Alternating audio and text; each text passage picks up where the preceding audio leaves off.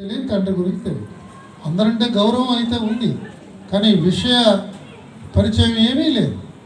ఇలా పిల్లల్ని పెంచడం వల్ల ఏ ఉపయోగం వస్తుంది సమాజానికి అన్నది ఇవాళ పెద్ద ప్రశ్నగా మారుతున్నది. అందుకని మనందరం కూడా, నేను మీ అందరికంటే వయసులో పెద్దవాడినో కాదో నాకు తెలియదు, నాకు 65 సంవత్సరాలు వచ్చే వయసు. ఆ సీనియారిటీతో నేను చెప్తున్నాను, దయచేసి కొంచెం సీరియస్గా మనం ఈ విషయాల్లోకి వెళదాం. దేవి భాగవతం చదవగలిగితే చదవండి, లేకపోతే క్లుప్తంగా వారు చెప్పిన దాన్ని నోట్స్ రాసుకోండి. నేను పుస్తకము పెన్ను తెచ్చుకున్నాను, విన్న గంట సేపు ఏమైనా ఉంటే విషయాలు రాసుకుందాం. ఎంతమంది నోట్బుక్స్ తీసుకొచ్చారో నాకు తెలియదు, సరదాగా వచ్చేసాం అంతే. ఇది వింటాము, గంట తర్వాత మళ్ళీ సినిమా పాటలు పెట్టుకుంటాం, ఇంట్లోకి వెళ్ళాం, కానీ ఇవన్నీ వెళ్ళిపోతాయి. మళ్ళీ ఎవరు వస్తారు చెప్పడానికి? మనం అందరం కూడా తరగతి గదుల్లాగా సీరియస్గా తీసుకోకపోతే మన సమీప భవిష్యత్తులోనే ప్రమాదాలు చూస్తాం. దయచేసి మీరు జరుగుతున్న వర్తమాన చరిత్ర చదవండి. అనేక దేశాల్లో 80%, 90% క్రిస్టియన్స్ ఉన్న దేశంలో ఇవాళ వాళ్ళు 10% మైనారిటీస్ అయిపోయారు కేవలం 30 సంవత్సరాల వ్యవధిలో. మనం మారటం ఇంకా సులభం, ఎందుకంటే మంచి ఫ్యాషన్ డ్రెస్ వచ్చిందంటే ముందు మన పిల్లలు కొంటారు. వాళ్ళు పంచి కట్టుకుంటారా అంటే వాడు కట్టుకోడు, పట్టు చీర కట్టుకో తల్లి అంటే కట్టుకోదు. కానీ మంచి లేటెస్ట్ ఫ్యాషన్ మనం ముందు వేసేసుకుంటాం.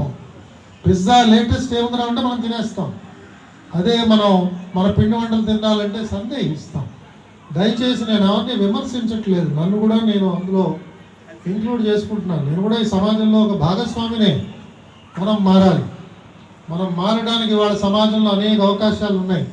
అనేక మంది మహనీయులు వారి జ్ఞానాన్ని పంచడానికి ఉచితంగా వస్తున్నారు.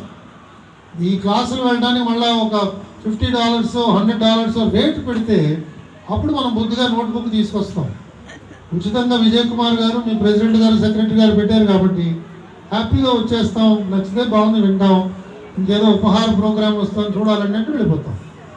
దయచేసి నా appeal, sincere appeal to everybody here, please take సనాతన ధర్మ very seriously. The stage is reaching dangerous proportions across the globe, and we have to play a lead role to bring peace in this universe. How can we bring it if we are ignorant ourselves? If there is anybody in this audience who thinks that there are aspects of Sanatana Dharma which are blind faith, please write on a piece of paper and hand out to Dr. Vijay Kumar. In 2 days' time, I will give you serious answers to all those questions. Not even one iota of Sanatana Dharma as it is